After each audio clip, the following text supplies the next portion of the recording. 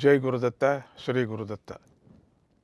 అందరికీ సంక్రాంతి పండుగ శుభాశిస్సులు. పౌష్యలక్ష్మీమాత ఈ ప్రకృతిని సమస్త వస్తు సంపదలతో సమృద్ధిగా ఉండేలాగా అనుగ్రహించుగాక. ప్రజలందరూ సుఖ సంతోషాలతో జీవించేలాగా దీవించుగాక. ఈ సంక్రాంతి పండుగ మన పండుగలన్నిటిలోనూ చాలా పెద్ద పండుగ. ఈ పండుగ యొక్క విధిని పరిశీలిస్తే చాలు మన సంస్కృతి అంతా ఇందులోనే ఇమిడి ఉందని బాగా తెలుస్తుంది. కనుక సంక్రాంతి మన ఆచార వ్యవహారాల గొప్పదనాన్ని నలుదిక్కులా చాటే పండుగగా ఉంది. ఈ పెద్ద పండుగను భోగి, సంక్రాంతి, కనుమలుగా 3 రోజుల పాటు విశేషంగా అందరూ జరుపుకుంటూ ఉంటారు. వీటిలో భోగి రోజున ఇంద్రదేవుణ్ణి పూజించాలి, స్మరించాలి. ఎందుకంటే ఆయన ముల్లోకాలకు రాజా. ఆయన అనుగ్రహించటంతోనే ప్రకృతి పచ్చగా ఉంటుంది, పుష్టిగా ఉంటుంది. పదార్థాలకు లోటు ఉండక అన్నీ అందరికీ సులభంగా అందుతాయి. ఈ రోజున కన్యలు ఇంటి ముందు చక్కగా ముగ్గులు పెడతారు. ఆ ముగ్గుల మధ్యలో గొబ్బిళ్ళు పెట్టి గొబ్బి లక్ష్మిని మహాలక్ష్మి స్వరూపంగా పూజిస్తారు. ఇలా పూజించటం వల్ల వారి భవిష్యత్తు బాగా ఉంటుంది. లక్ష్మి అనుగ్రహం ప్రసరించి సంపదలు లభిస్తాయి. ఆడపిల్లలకు మంచి భర్త లభిస్తాడు. ఈ భోగి రోజున సువాసినులు తమ పిల్లలకు భోగి పళ్ళు పోసి పెద్దలు ముత్తైదువుల చేత ఆశీర్వాదాలను ఇప్పిస్తారు. అలా చేయటం వల్ల పిల్లలకు గల బాలగ్రహ దోషాలు తొలగిపోతాయి, ఆయస్సు వృద్ధి చెందుతుంది. అందుకని పెద్దలు చిన్న పిల్లలకు భోగి పళ్ళు పోసి ఆశీర్వదించాలి. ఈ భోగి పండుగ తర్వాత మరుసటి రోజున సంక్రాంతి పండుగ వస్తుంది. ఇది సూర్యుడి సంచారాన్ని బట్టి ఏర్పడింది. అంటే సూర్య భగవానుడు ఒక రాశి నుండి మరో రాశికి ప్రవేశిస్తాడు. అలా ప్రవేశించటాన్ని సంక్రమణం అంటారు. ఈ విధంగా సూర్యనారాయణుడు సంవత్సరంలో 12 రాసుల్లోకి ప్రవేశిస్తాడు. అందుచేత సంవత్సరంలో 12 సంక్రాంతులు వస్తాయి. ఈ సంక్రాంతులలో పుష్యమాసంలో ధనురాశి నుండి అంటే మకర రాశిలోకి సూర్యుడు ప్రవేశించే సంక్రాంతి పండుగనే ముఖ్యమైంది, శ్రేష్టమైంది. దానినే మకర సంక్రాంతి అంటారు.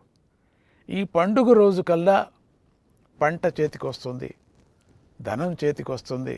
అందుచేత ఇంట్లో ధాన్యలక్ష్మితో పాటుగా ధనలక్ష్మి కూడా కళకళలాడుతూ ఉంటుంది. ఇలా ప్రతి ఇల్లు శోభాయమానంగా ఉంటుంది. ప్రకృతి అంతా పరవశిస్తూ ఉంటుంది. చెట్లు ఎండుటాకులను రాల్చి కొత్తగా చిగురించటానికి సిద్ధమవుతూ ఉంటాయి.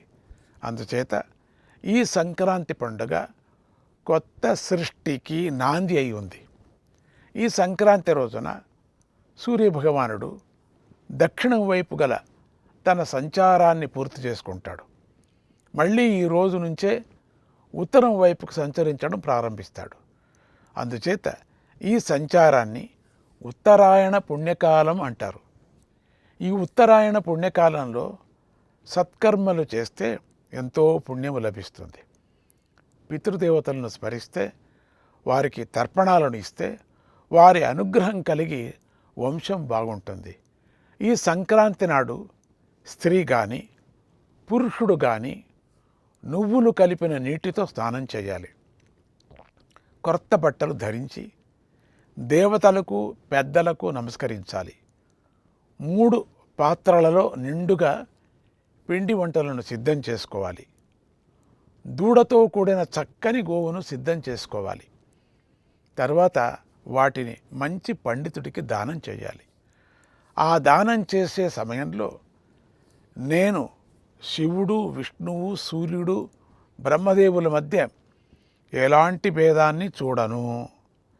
అంతటా నిండిన భగవంతుడు నాకు శుభాలను ప్రసాదించుగాక అని ప్రార్థిస్తూ దానం చేయాలి. ఈ సంక్రాంతి రోజున నువ్వులకు చాలా ప్రాధాన్యత ఉంది కనుక మొదటిగా నువ్వుల పిండిని శరీరానికి పూసుకోవాలి. నువ్వుల నీటితో స్నానం చేయాలి. నువ్వులతో పితృదేవతలకు తర్పణం చేయాలి. నువ్వులను దానం చేయాలి. నువ్వుల నూనెతో దీపం పెట్టాలి. నువ్వులతో ఉన్న ఆహార పదార్థాలనే తినాలి. ఇలా ఈ సంక్రాంతి నాడు నువ్వులను 6 విధాలుగా ఉపయోగించిన వాడు అదృష్టవంతుడవుతాడు. అతడికి అన్నిటా విజయం లభిస్తుంది. విశేషమైన పుణ్యఫలాన్ని ఇచ్చే ఈ సంక్రాంతి నాడు స్నానం చెయ్యని వాడు 7 జన్మల వరకు దరిద్రుడై పుడతాడు. అంతేకాకుండా రోగి అయి బాధలు అనుభవిస్తాడు అని శాస్త్రాలు చెప్పాయి. అందుచేత తప్పనిసరిగా అందరూ స్నానం చేయాలి. తర్వాత సమిధులను, కూష్మాండాన్ని, నువ్వులను, ఆవులను దానం చేయాలి. వస్త్రదానం చేయాలి. పెద్దలను, ఎడ్ల బండ్లను దానం చేయాలి. అంటే వస్త్రదానం చేయాలి, పెద్దలకు నమస్కరించాలి అని. ఎద్దులను, ఎడ్ల బండలను దానం చేయాలి. అలా దానం చేసిన వారికి అందరికీ సమస్త వ్యాధులు నశిస్తాయి, దుఃఖాలు తొలగి సమస్త కోర్కెలు తీరుతాయి. వారు ఇహపర లోకాలలో సుఖాన్ని అనుభవిస్తారు. కనుక ఈ సంక్రాంతి వ్రతాన్ని అందరూ శ్రద్ధగా చేయండి. సూర్యభగవానుడు మీకు మంచి ఆరోగ్యాన్ని ప్రసాదిస్తాడు.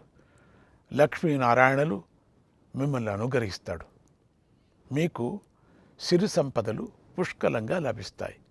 ఈ సంక్రాంతి శోభ 1 నెల ముందు నుంచే, అంటే ధనుర్మాసం నుంచే ప్రారంభమవుతుంది. అందుచేత ఈ పండుగను ఆధారంగా చేసుకొని జీవించే హరిదాసులను, జంగమ దేవుళ్లను, గంగిరెద్దుల వారిని ఆదరించాలి. అలాగే బుడబుక్కల వారు, ఇంకా ఎంతోమంది కళాకారులు ఉన్నారు కదా, వారందరూ సంక్రాంతి పండుగతో పోషించబడుతూ ఉంటారు. కనుక వారిని గౌరవించాలి. అప్పుడు వారి ద్వారా కళ రక్షించబడుతుంది, వారికి కూడా జీవనోపాధి లభిస్తుంది. ఇక ఈ పెద్ద పండుగలో చివరిది కనుమ పండుగ. ఇది ముఖ్యంగా రైతన్నల పండుగ. ఈ రోజున రైతన్నలు తమ కృషికి సహకరించిన పశువులను చక్కగా అలంకరిస్తారు. వ్యవసాయంలో తమకు సహకరించిన బసవన్నలకు కృతజ్ఞతలు తెలుపుకుంటారు. వాటిని గ్రామ దేవతల వద్దకు తీసుకువెళ్ళి పూజిస్తారు. ప్రేమగా వాటిని ఆదరిస్తారు. అలాగే ఈ కనుమ రోజున పక్షులను కూడా ఆదరిస్తారు. విషపురుగుల నుంచి పంటను కాపాడే ఆ పక్షులకు విశాలమైన ప్రదేశంలో ఆహారం పెడతారు. అందుచేత అన్నం పెట్టే అన్నదాత అయిన రైతన్నను ఈ రోజున అందరూ సత్కరించాలి, ఆదుకోవాలి, వారిని సంతోషపెట్టాలి. దీనితో సంక్రాంతి వ్రతం పూర్తి అవుతుంది. దీనిని భక్తి శ్రద్ధలతో ఆచరించటం వల్ల దేవతల అనుగ్రహం, పితృదేవతల అనుగ్రహం లభిస్తుంది. పాపాలు తొలగి పుణ్యం లభిస్తుంది. కనుక అందరూ ఈ పండుగను విధిగా ఆచరించండి. లోకంలో ఉన్న వింత వింత రోగాలు నశించి అందరికీ మంచి ఆరోగ్యం లభిస్తుంది. పిల్లల నుంచి పెద్దల వరకు సంతోషం చేకూరుతుంది. ధనలక్ష్మి మాతల అనుగ్రహంతో అందరూ సుఖ సంతోషాలతో జీవింతురుగాక. ధర్మపారాయణులై జీవన పయనంలో విజయం సాధింతురుగాక అని ఆశీర్వదిస్తూ జై గురుదత్త, శ్రీ గురుదత్త.